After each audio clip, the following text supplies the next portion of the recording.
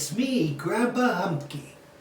Today, I would like to tell you about my very first year of teaching in the community of Edberg, Alberta, where I had a class of 26 grade 8 students. Looking back now, it was during those 2 years that I grew from an immature adolescent who was constantly in some type of trouble into a much more responsible husband, father, and member of the community. For that, I owe eternal gratitude to my mother and father, Kathy and her parents, and a couple of guardian angels for their guidance and direction. I fully expect that we will meet again in a different dimension and that I will make amends. In my remaining time, while in this body, I can facilitate others to avoid some of the setbacks I have encountered. It seems to me that I am like a cat and its proverbial 9 lives. Being a teacher forced me to grow up, but it doesn't happen overnight.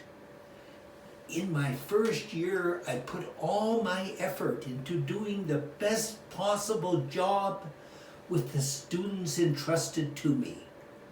I had to motivate, guide, and control the pupils to meet the requirements set for grade 8 students by the government and my employer. I was totally involved in this task during the school day. Outside of classes, I was always ready to coach any team, chaperone hay rides and dances, correct student work, and prepare for classes in the best possible way. For the first year, I boarded with the Morris Tronson family, who lived only a half a block from school. The meals were fantastic, and I was treated like a member of the family. My monthly paycheck of $210 enabled me to just scrape by, except for 1 month when I had to borrow $20 from Dad. I paid him back the next month. I am still in touch with Norman Young and David Winters, 2 of the more mischievous boys in the class. Most of my students that first year were about 3 or 4 years younger than me, but I never had any discipline problems, mainly because of being well prepared and able to foresee developing challenges. I love to work hard and play hard. The first summer, I took what little money I had saved and went hitchhiking to Vancouver to dip my foot in the Pacific Ocean and then go to the 1962 World Fair in Seattle, Washington, to see the Space Needle. It was there that I splurged $5 to buy a 1962 commemorative World Fair note and send it to Kathy Brady back in Edberg. Although I had truly little money left, I then hitchhiked nonstop to New York. There I was in the Big Apple, what was to me the largest, busiest, most important city in the world.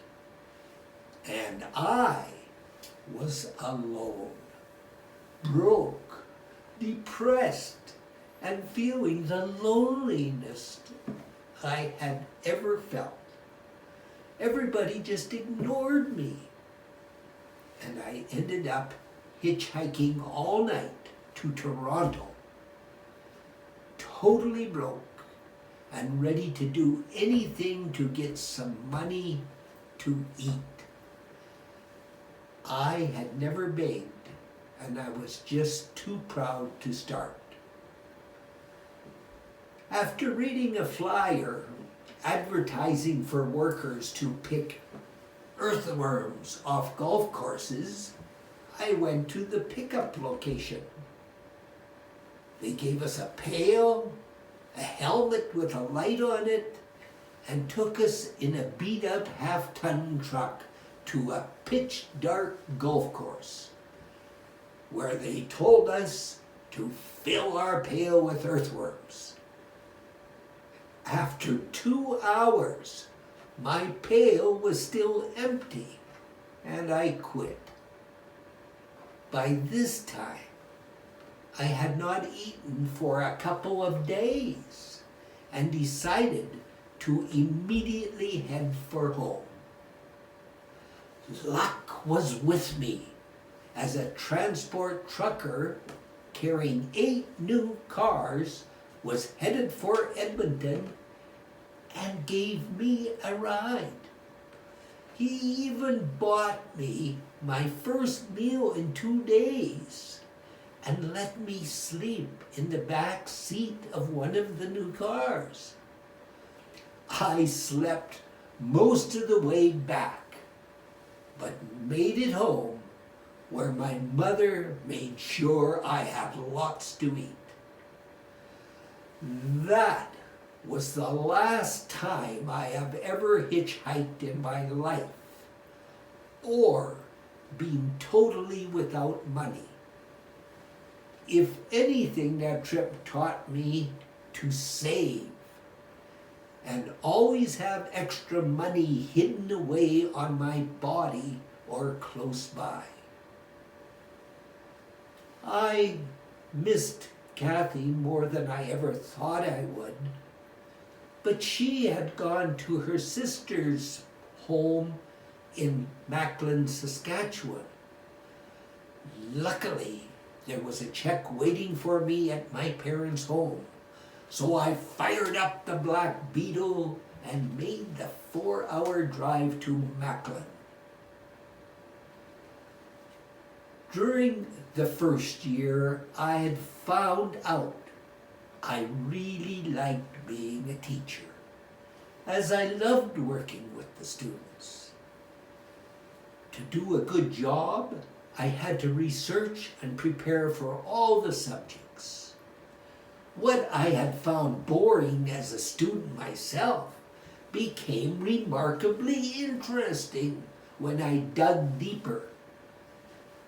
Then I had to present it in such a way as it would be interesting and required the students' active involvement. That is no easy task when you have a room full of unique individuals with different interests, different skills, different abilities, and different attitudes. But it is extremely rewarding and worth the effort. 20 years later, in the early 1980s, when Kathy and I were running the LaSalle Hotel in Regina, David Winter, one of those grade 8 students back in 1961-62, was the flight instructor for the Regina Flying Club.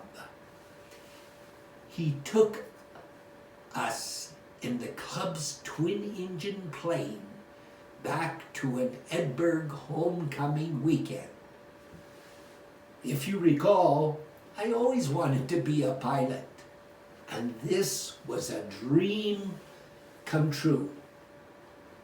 Dave even buzzed my dad's farm at New Gnarly and did some aerobatics.